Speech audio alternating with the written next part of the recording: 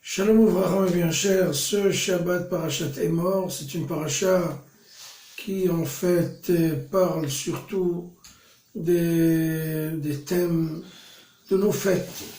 Pessah, Sukkot, Shavuot, Rosh Hashanah, Kippour, c'est la paracha des fêtes par excellence, mais elle commence par des directives qu'on doit donner aux Kohanim, donc les prêtres si vous voulez, et les pontifes, Kohanim qui sont là en fait pour servir le sacro-saint si vous voulez, tout ce qui est dans le Beth Amikdash, dans le tabernacle. Et la paracha commence Emor ve'amarta, dit et redit aux Kohanim. Donc il y a une certaine lourdeur là. Quoi dire et redire, ça ne suffit pas de dire une seule fois Emor ve'amarta. Et nos sages disent qu'il faut justement faire attention aux enfants des Kohanim parce qu'ils ne savent pas qu'ils sont une famille sanctifiée, une famille sainte, qui n'a pas le droit de se souiller, d'aller dans des cimetières ou des endroits là où il y a des morts. Bon, c'est une famille qui est assez importante.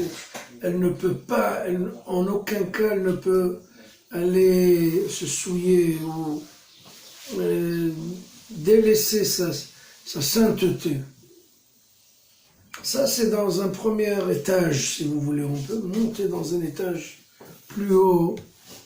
Les Zir Gdolim Alaktanim, c'est-à-dire faire attention aux petits. Mais il y a aussi une autre signification. Les Zir, ça veut pas dire avertir d'autres personnes, mais être une source de lumière. Zohar, c'est une luminosité. Est-ce qu'on est pour nos enfants, pour les jeunes, une source de lumière ou une source d'obscurité? Est-ce qu'on est une source inspiratrice ou une source qui leur montre le mauvais exemple? Et là, pour être un grand, il faut donner l'exemple aux petits. C'est pas seulement un droit ou un mérite d'être grand, c'est aussi une obligation. La Zir Gdolim, que les grands illuminent les petits, leur montrent un exemple lumineux, comme un phare sur une colline comme ça qui montre très loin aux navires qui arrivent et leur montre la bonne route. Est-ce qu'on est une source de lumière pour nos enfants? Aujourd'hui, on se demande pourquoi nos enfants ne prennent pas notre chemin, ne vont pas sur nos pistes.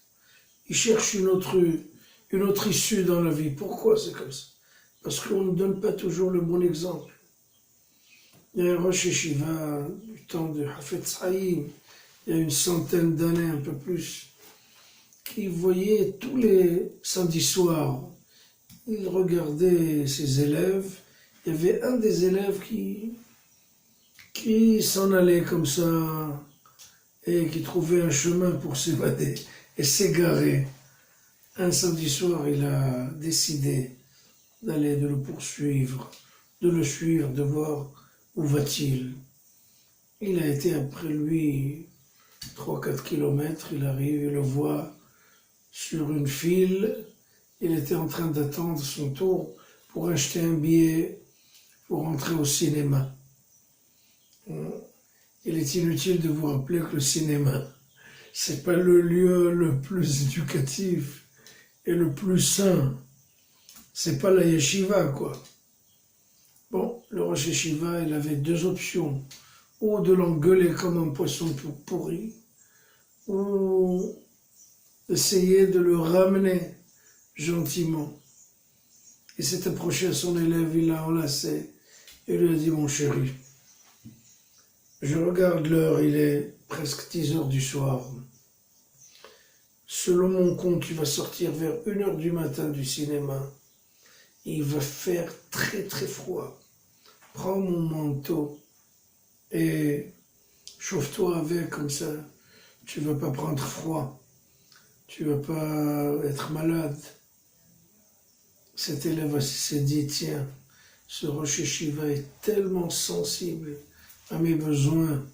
Il m'a donné non seulement une chaleur du manteau, une chaleur d'un habit, mais il a donné une chaleur humaine que je ne le perdrai jamais dans la vie, que je vais garder pour toujours.